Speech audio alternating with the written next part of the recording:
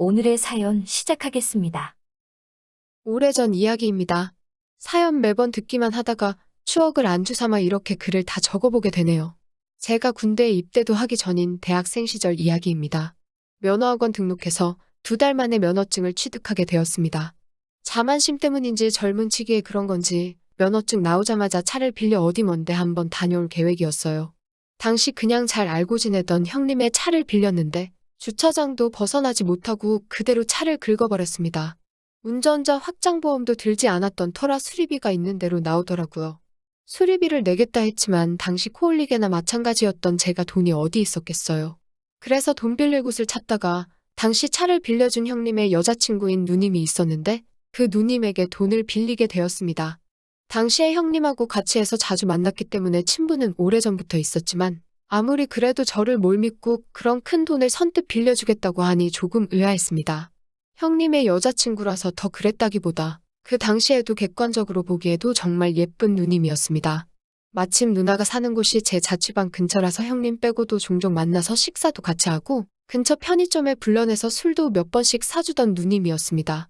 제가 오해한 걸 수도 있지만 먼저 물어보지도 않았는데 그런 큰 돈을 빌려준다니 그때 혹시 이 누나가 형님을 만나고 있으면서도 나한테 관심이 있나 싶었습니다. 아름다운 누님이었지만 형님의 애인이라 감히 넘볼 엄두조차 나지 않던 사람이었고 저도 그때는 대학생이었으니 회사 다니는 누님보다 같이 학교에서 마주치는 여자들에게 더 관심이 있던 시기였어요. 부담감도 있고 해서 돈 빌려준 건 감사하지만 혹시라도 형님한테 못할 짓을 하게 되지 않을까 싶어서 거리를 두고 지내고 있었습니다. 하지만 제가 거리를 둔다고 멀리 지낼 수 있는 상대가 아니더라고요. 일단 사는 곳부터가 서로 가깝기도 하고 아무래도 금전관계로 얽혀버린 관계이기 때문에 누님이 저를 먼저 찾을 때 제가 바쁘단 핑계로 만남을 거절할 수 있는 상황이 아니었습니다. 매번 저한테 돈은 언제 갚을 셈이냐고 불러내던 누님이었지만 막상 또 만나고 나면 돈 갚으라는 말은 따로 하지 않고 밥은 먹었냐 물어보며 밥도 사주고 집 근처에 새로 생긴 술집이 있는데 같이 갈 만한 사람이 없다며 저보고 같이 가달라 부탁을 하거나 했습니다. 아무리 제가 철면피라도 그렇게 저한테 잘해주는 누님한테 매번 그런 식으로 신세만 질 수가 없었지요. 어쩌다 운 좋게 내기 당구를 쳤는데 그날따라 당구의 신이 저에게 달라붙기라도 했는지 치는 족족이 돈을 따게 되었습니다. 누님에게 갚아야 할 돈에 비하면 턱없이 모자란 돈이었지만 그래도 조금이나마 돈이 생겼을 때 조금씩 갚아나가면 좋겠다는 생각에 누님에게 연락해서 누님을 불러냈어요.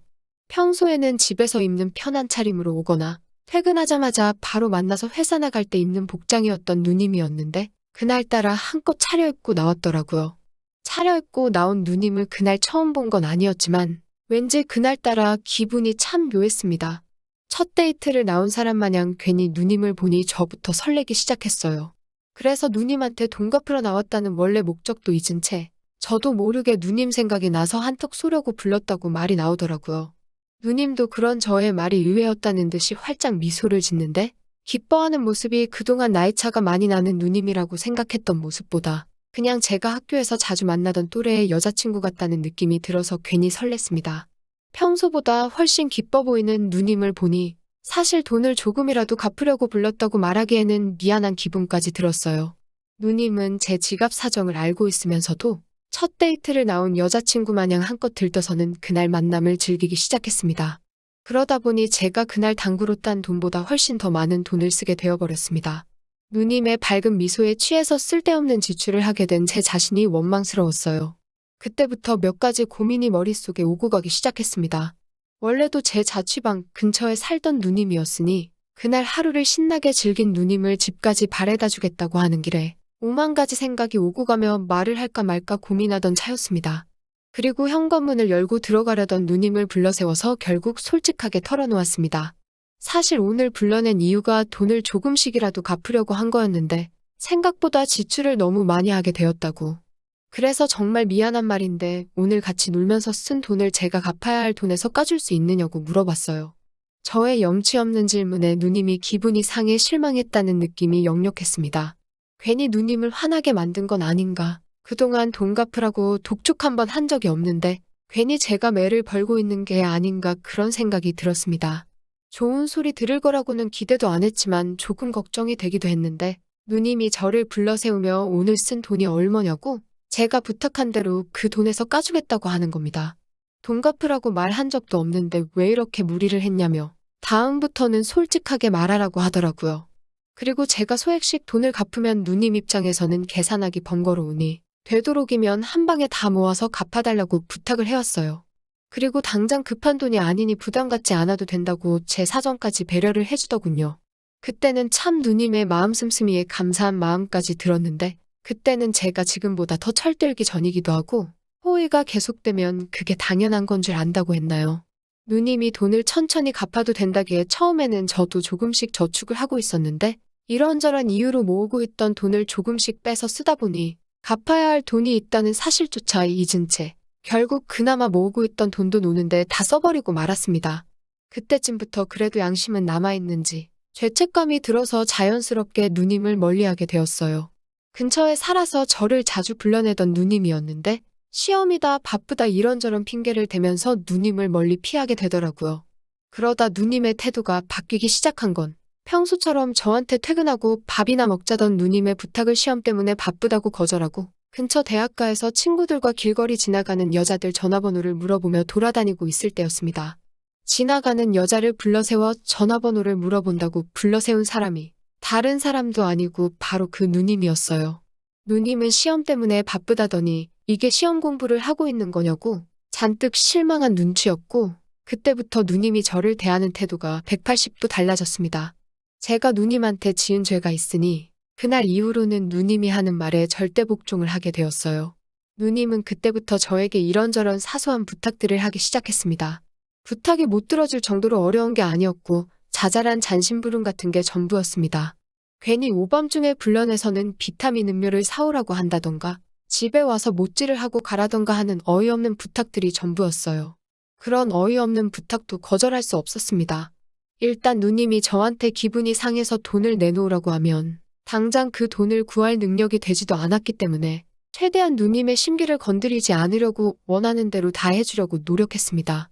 어쩔 때는 누님이 사는 집까지 저를 불러내서는 그냥 한번 불러봤다며 이제 가보라고 저를 똥개훈련하듯이 대한 적도 있습니다. 그때쯤부터는 저도 기분이 조금 나쁘기는 했지만 그래도 누님의 뜻을 거역할 수는 없었지요. 한동안 누님의 그런 잔심부름에 시달리던 열대야 때문에 뜨거워서 잠 못 이루던 어느 여름밤이었습니다. 에어컨 요금이라도 아껴볼 생각에 집에서 부채질하면서 버텨내고 있었는데 누님에게서 전화가 왔어요. 너무 더우니까 자기 집으로 세계 맥주 몇 캔 사가지고 오라고 말입니다. 저도 엄청 더위를 타고 있던 상황이었는데 누님이 맥주 이야기를 하니 평소에는 먹어도 별로 취하지 않아서 좋아하지도 않던 맥주였는데 맥주가 시원하게 제 목을 넘어가는 걸 생각하니 참을 수가 없더라고요. 그래서 염치불구하고 누님한테 조금 넉넉하게 사가도 되냐고 저도 조금 마시고 싶다고 솔직하게 이야기했어요. 누님은 저의 말에 딱히 대답이 없었습니다.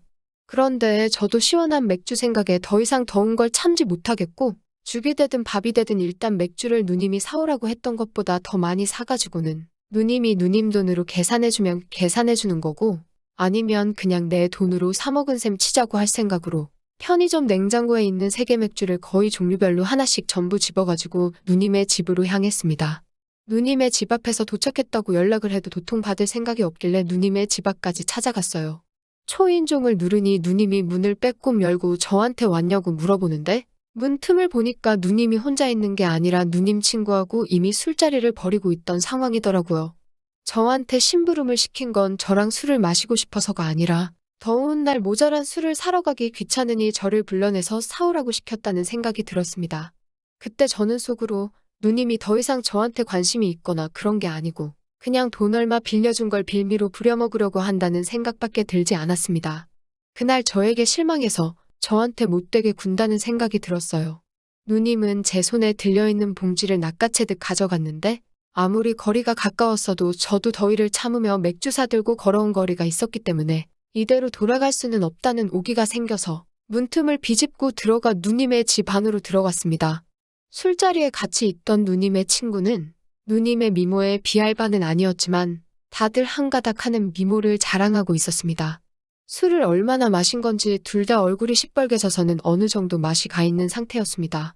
무더위에 걸맞는 한 줌도 안 되는 옷들을 입고 술을 마시고 있는데 막상 오기가 생겨서 집 안으로 들어왔지만 두 미녀를 사이에 두고 있으니 어디다 눈을 두어야 할지도 모르겠고 긴장이 되기 시작했어요. 두 사람은 아직 애송이인 저를 놀리기 위해서 그런 건지 아니면 제가 오기 전부터 나누던 이야기인지는 모르겠지만 남자인 제가 듣기에 조금 민망한 이야기를 나누고 있었습니다. 그 대화에 제가 끼어들 틈은 없었고 그렇다고 경청해서 듣고 있자니 그 주제가 경청해서 들을 만한 주제도 아니었어서 고개 숙인 채로 맥주만 홀짝이고 있었어요. 저는 있는 둥 마는 둥 신경 쓰지도 않고 둘이서만 이야기를 나누고 있었는데 그러다 난데없이 누님이 저를 쳐다보더니 저보고 나쁜 몸을 하면서 저를 막 대하기 시작하는 겁니다. 솔직히 돈 빌려준 게 있어서 제가 누님 말에 별 반응은 못했지만 정말 저보고 돈도 없는 게 어쩌고 하면서 깔보고 무시하는데 자존심이 조금 상하기 시작하더라고요. 정말 한순간에 욱해서 저도 누님에게 한마디 하려고 했지만 보아하니 술도 많이 취했고 제가 한순간에 감정으로 뭐라 맞불을 놓기에는 그 당시에는 제가 어떻게 마련할 만한 금액이 아니었던지라 그냥 뭐라고 떠들던 간에 최대한 무시하고 있었습니다. 안 듣고 있으니 누님이 혼자 열이 받아서는 저한테 쌍시옷 들어가는 말을 하면서 왜 말을 안 듣냐며 너는 내가 시키는 대로 해야 되는 거 아니냐고 막말을 하더라고요. 듣다가 참을 수가 없어서 담배 한 대 꺼내물고 밖으로 나갔습니다. 그냥 그 길로 집에 가버렸어도 됐을 텐데 괜히 또 누님 심기 불편하게 만들었다가 돈 내놓으라고 할까봐 격양된 마음을 진정시키고 다시 누님 자취방으로 들어갔어요. 들어갔는데 누님은 온데간데 없고 누님 친구만 남아서 저를 기다리고 있더라고요. 말한 것처럼 이 누님도 어디 가서 미모가 빠지는 사람도 아니었고 짧은 반바지 때문에 아까부터 계속 시선을 빼앗기고 있었거든요. 그리고 누님 친구하고는 금전적으로 얽힌 것도 없으니 누님이 술에 뻗어있는 이 상황이면 이 누님과 즐거운 시간을 보낼 수 있지 않을까 하는 생각이 들었습니다. 누님의 친구도 많이 취해 있었는데 제가 건네는 술을 따로 거부를 하지 않더라고요. 저는 맥주 몇 모금 마신 것 말고는 맨정신이나 다름없으니 독한 술 몇 잔만 마시면 되겠다는 생각에 한껏 텐션이 올라갔습니다. 자연스럽게 술을 따라주는 척 누님 친구의 가까이로 붙어 앉아서 본격적으로 작업을 걸어보려고 하고 있었어요. 누님의 친구 역시 술기운인지 저를 거부하지 않았습니다.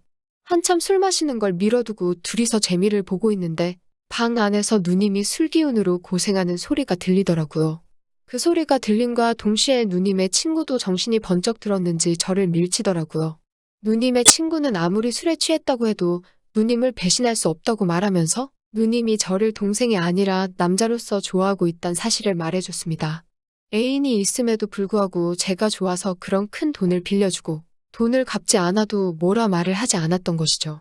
거기에 제가 데이트를 빌미로 돈 이야기를 꺼냈던 일 때문에 누님이 상처를 받았다는 것까지 모든 퍼즐이 한 조각으로 합쳐지는 순간이었습니다. 누님 친구가 방금 있던 일은 비밀로 해줄 테니 어서 방으로 들어가서 누님의 마음을 받아달라고 하더라고요.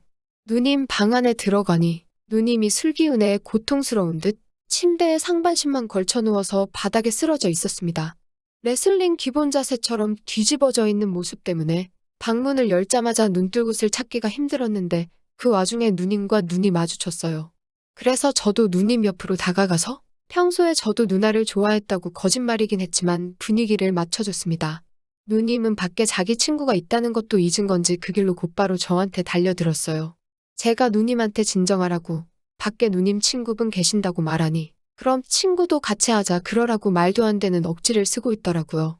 다행히 그렇게 몇 번 누님을 달래니 올라오는 술기운을 이기지 못하고 잠들어 버렸습니다.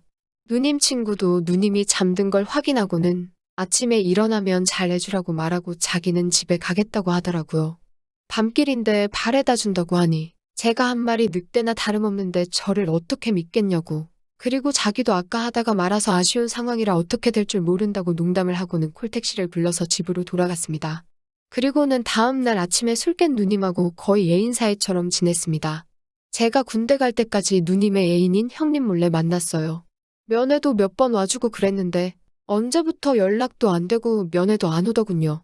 전역하고 나서도 연락이 닿지를 않았고 혼자 살던 자취방까지 찾아갔는데 누님은 이사를 간 건지 온데간데 없었습니다.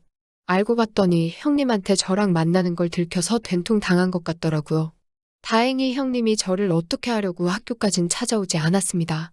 당장 누님이 아쉽긴 했지만 어쨌든 저는 돈도 안 갚았고 좋은 시간 많이 보냈으니 더는 욕심부리지 않고 그녀를 놓아줬어요. 지금은 이렇게 어엿한 사회인이 돼서 그때 갚아야 할 만큼의 돈을 한 달이면 벌고 그 사고를 냈던 차종과 같은 차종을 끌고 다닙니다. 가끔은 그래서 차 탈 때마다 그 누님이 그렇게 생각이 날 때가 있어요. 어디서 잘 지내고 있으면 좋겠네요. 또 찾아주셔서 감사합니다. 매일 새롭고 흥미로운 사연으로 찾아뵙겠습니다. 구독과 좋아요 잊지 마시고 다음 사연으로 다시 찾아뵙겠습니다. 감사합니다.